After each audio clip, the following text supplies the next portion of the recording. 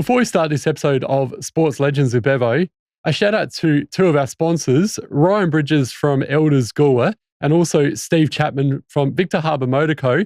Make sure you see both those guys if you're looking to buy a car or buy a house or sell a car or sell a house. You'll see their details up on the screen now. Obviously, two local legends, so make sure you get behind them and really appreciate their support. Well, for the first time, Keanu Rasmussen, welcome to Sports Legends with Bevo, mate. Thank you. Thanks for having me. Now, what an amazing 12 months you've had. We'll get to being a father in a moment, but congratulations, Bearcats Championship player for 2025. What an amazing story as well. Everyone talks about the Forestville Eagles being the team that everyone was going to be chasing this year. They went out in straight sets, and you guys did it on the big stage. Yeah, no, it was tough competition. Like, we did it the hard way. We kind of struggled early on in the season, put ourselves in a position that we were kind of hoping would be a bit higher, but we got that fifth spot, and then we needed to basically win out the whole way. We couldn't lose a game, otherwise we'd be out, and we did that. We went up against Forestville, who were like an elite team, but yeah, that was a close game, and I think we just competed, played our hearts out, because we just kind of really knew we belonged there and wanted to get the win, so it was good. You feel like going into the game as well, like I talked about, there's just so much pressure on them being the team that everyone was trying to beat this year, with all those stars in their side. Did you feel as though you went into that game just as like the underdogs and almost like a nothing to lose mentality? Yeah, definitely. Like, we went in being those underdogs, and we kind of just knew it wouldn't be easy. Like, they'd put up a fight, but we thought we had a good enough team to compete with them, and we didn't have a whole lot of pressure on us. Like, as you said, like, we were those underdogs, and we kind of just went in, played our game. Everyone played their role, and we got the win in the end, which was awesome. And the grand final itself, in front of obviously Centrals, who again were everyone was probably saying they were going to be the favourites, and you guys as the underdogs, you almost feel like that underdogs tag almost suited you again going into the grand final as well. Yeah, no, definitely.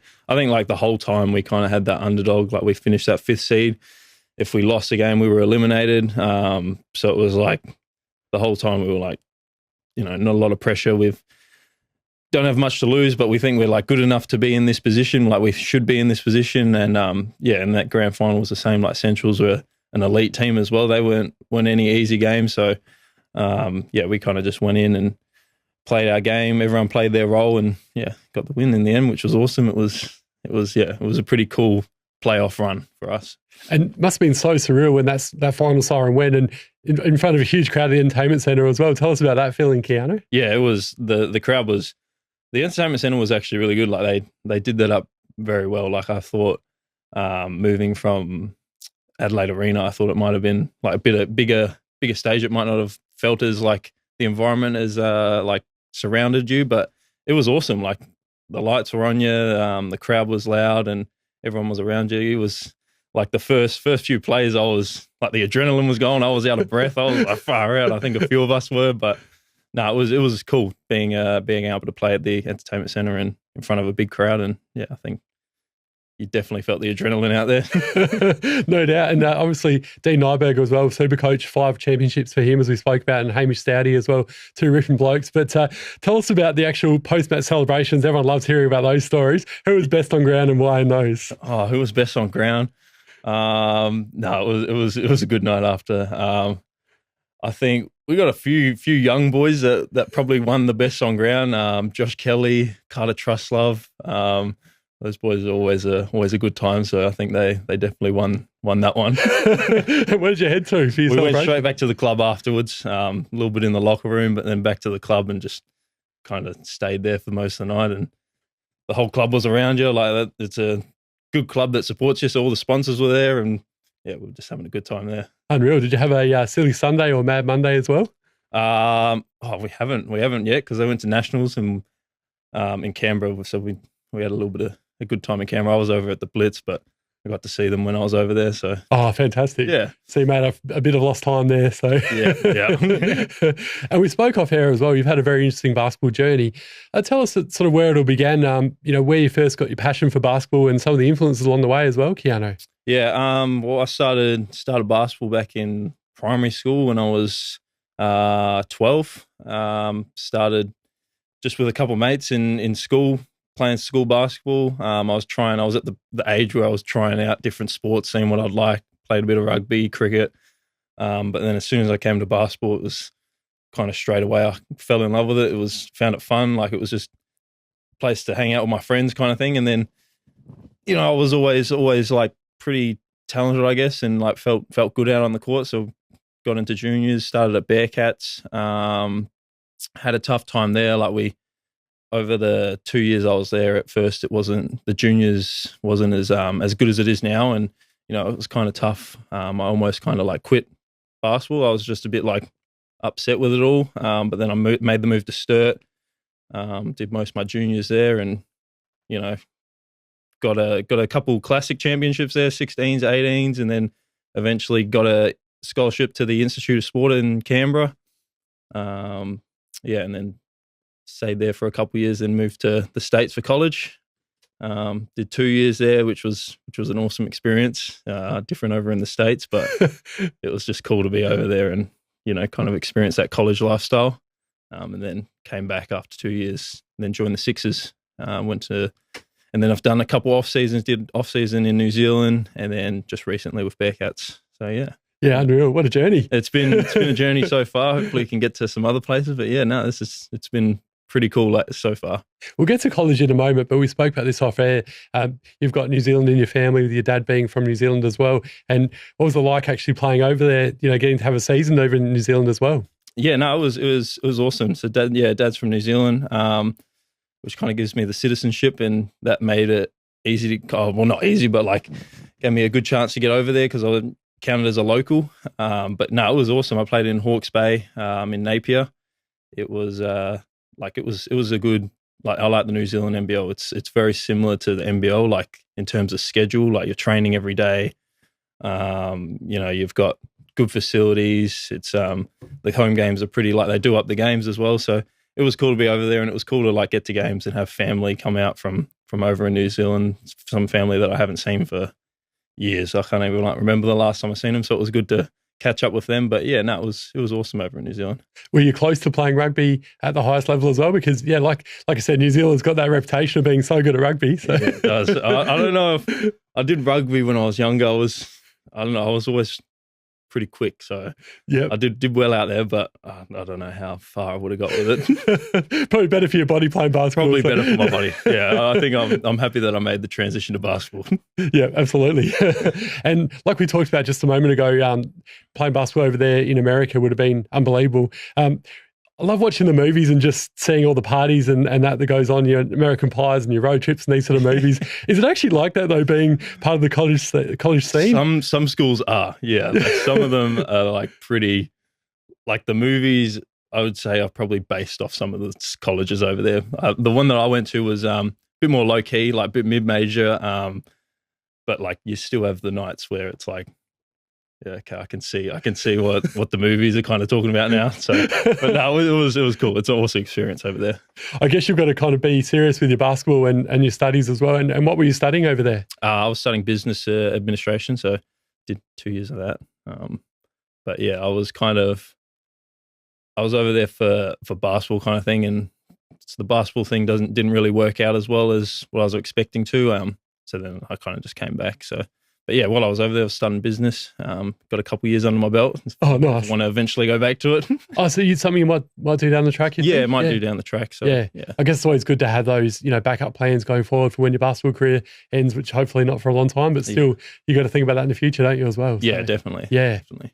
Do you have the opportunity to do extra study outside of playing sport? Because talking to AFL players in the past on, different things they do outside of Legends of Bevo, and they get the opportunity to have a fair bit of spare time to do extra study. Is that the same as you guys as well? Yeah, that's the same with us. Like, I think we've got a couple guys on the team that are studying, and I think we have like a partnership with Flinders Uni that kind of helps out a little bit with stuff like that. But yeah, no, that's like I think stuff off the court is what a lot of guys talk about. Like, you need a backup plan, I guess, because you can't play basketball for all your life, so you kind of need something afterwards. And yeah, like uni is something that guys do like in their spare time on the road when we're traveling. Like, guys have their laptops and they're on studying. I know Ben Grisky is like with roommates. So like you see him all the time on the laptop studying. I'm like, I might hold off on that one for a bit.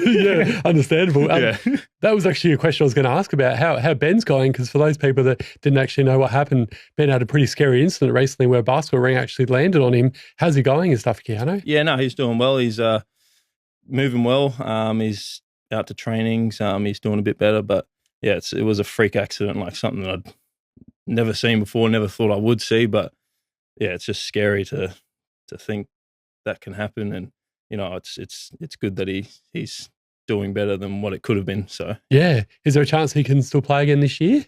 I'm not too sure. I think it's up in the air at the moment, isn't it? Yeah. I'm not too sure. The most importantly, at least he's okay. He's okay. Yeah, and he's only a young fella, so he's got plenty of years ahead of him. He does, yeah. Yeah. That's good. Oh, that's good to hear. Now, we'll get to the Adelaide 36ers in a moment. Of course, Ben's part of the 36ers squad as yourself is as well. But recently became a new father as well, and we were talking about this off air. I've got a 3-year-old daughter and gone through the tantrum stage, and you're going through the stage where the teething and the changing nappies and everything. So Congratulations on being a first-time father. How's it all going? No, it's good.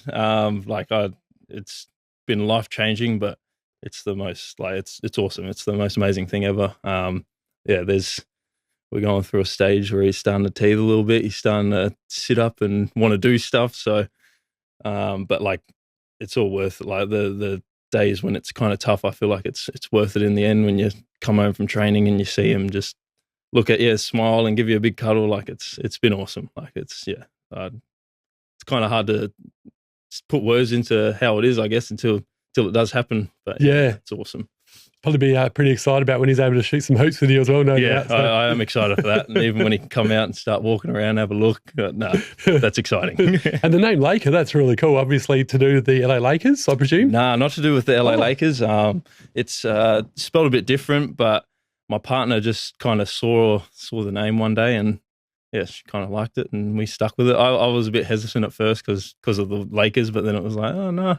Once he did come out, it was like, yeah, no, he's Laker. So yeah, it was cool. Yeah, I absolutely love that. Fantastic. Yeah. And 2023, you got the big call to the Adelaide 36ers. You're a development player for 2 years and now you're actually on the main roster. So congratulations about that, mate. Yeah. But what's it like to represent your home state and play in front of a big crowd at the Entertainment Centre? Oh, it's like a honour, really. Like growing up, I was always out at those games at Titanium at Adelaide Arena and, just watching it and being able to now be in the shoes of some of those guys that I used to watch, it's like pretty surreal. And especially to do it in Adelaide, like my home city.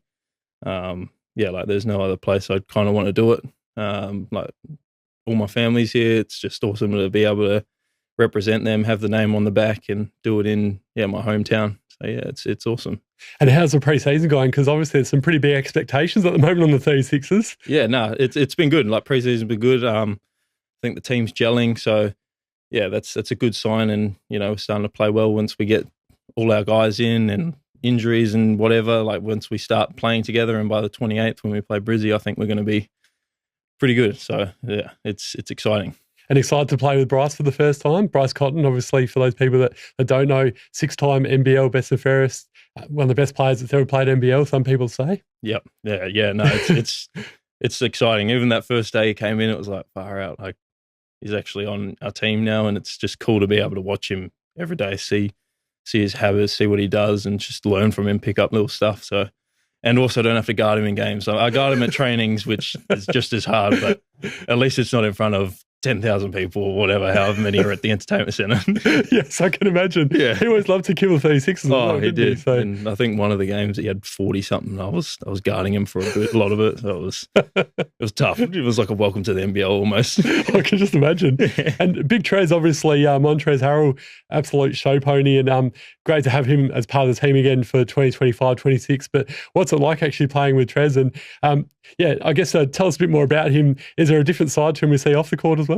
Trez is very interesting. I think the best way, I think Jason Kati mentioned this, he's kind of what you see on the court is like what you see off the court. Like it's kind of see what you see is what you get. Like he's the exact same off the court. Like he's the loudest guy. Like he'll do his dancing off the court or whatever. He's just always talking, and even trainings, like he's just as competitive as games. So no, he's pretty funny, like in terms of that, and just a loud guy, but he's awesome. He's for the team. Like he wants to do what's best for the team, which is good.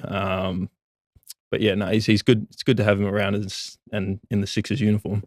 I guess that brings me to my next question as well. I'm guessing it'd be Montrez, or is there someone else that's one of your funniest teammates, and why? Yeah, Trez is up there. I think we have a DP named Shea Brogan. He's Brogan's nephew. So yes, yeah. There you go. He's I would put him up there as well. He's just a young kid who's just says whatever really, and some things you don't even know what he's talking about, but it's just funny. So yeah, no, I'd put him up there as well. So love that. Yeah. And who wouldn't you want to sit next to on a plane, and why? Who wouldn't I want to sit next to a plane, and why? I would probably put maybe like Isaac Humphries or Ben Grisky, because they're just so big, and I'd probably be in the middle, and that'd be no room for me. So I'd put them up there. That's fair enough. And we all love hearing the stories about the pranks and that sort of thing. And I've heard many over the years with footy players, past and present. Is this a basketball thing as well? Is there some pranks played at the 36ers, and who are the lead pranksters, if so? I think there's not as many go down here. We get like rookie duties, like you have to do your rookie stuff. I think the main one is like the rookies have to carry like a pink bag or whatever, like a girly bag for the whole season. Like if they don't carry it, they get like fined and they have to do a punishment. But yeah, you kind of just get dragged with a bag the whole season. But you can't even fit anything in there either. So it's like, it's a useless bag, but that's probably one of the main things that happens. And then if you don't, you get punishments. You got to do stuff for the vets or whatever. So yeah, it kind of just, I think ours is a bit low key. I think there'd be other clubs that are pretty up there, but yeah, no moving people's cars like I hear at other clubs and things like that. No, we haven't had any of that, but we've introduced like some punishments this year, and I think one of them is like, you have to like carry all the vets bags to the airport and all this stuff. So it's like, it's a bit rough. You don't want to get that one. But yeah. And if you weren't playing basketball, what do you think you'd be doing, Keanu? If I wasn't playing basketball, I think I would be doing like something in the business world. Like I think I'd try to start something up, probably down like that sports pathway as well, like similar, whether that's like some sort of recovery thing or whatever, or gym. I think that's something that I'd want to get into, just kind of have my own business and yeah, go from there.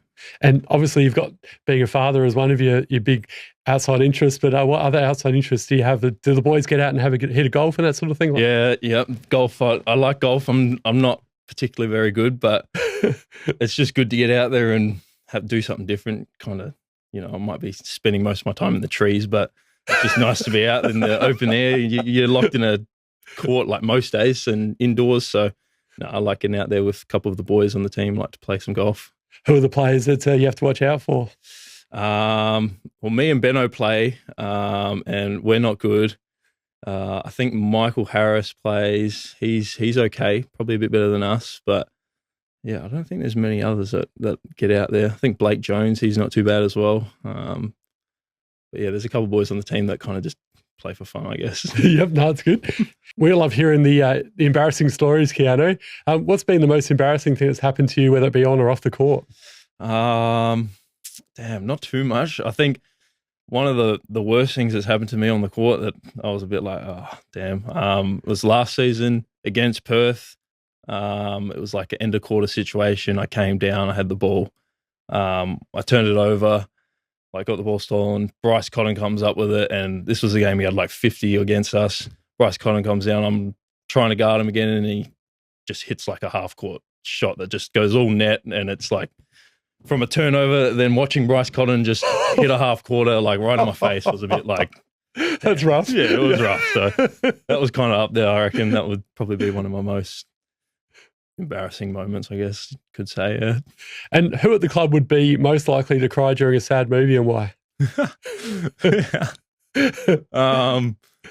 Oh wow, Ben Grisky. Ben Grisky is a very emotional. No, he's not an emotional guy, but It could get him. It would, if you gave him a sad movie, I think. Like Titanic or something like that? Yeah, I reckon that would get him. He's like a big bear, teddy bear, I reckon. He's the guy. Who's got the worst fashion sense at the club and why? Worst fashion sense? Who do we have? Humphreys doesn't. He's got a pretty good fashion sense. Damn, everyone dresses pretty well, I feel like. Honestly, I don't know. I'd probably say almost myself. Kind of just, I kind of just wear very casual, basic clothes. But yeah, no one wears like flamboyant out there clothes. No one really wears very out there clothes. Like I think everyone's on the team dresses pretty nicely. I think. Oh, there you go. That's unheard of. Yeah, I know. And who's got the worst music taste, or I guess who's the one that's in control of the music on game day, that sort of thing? It's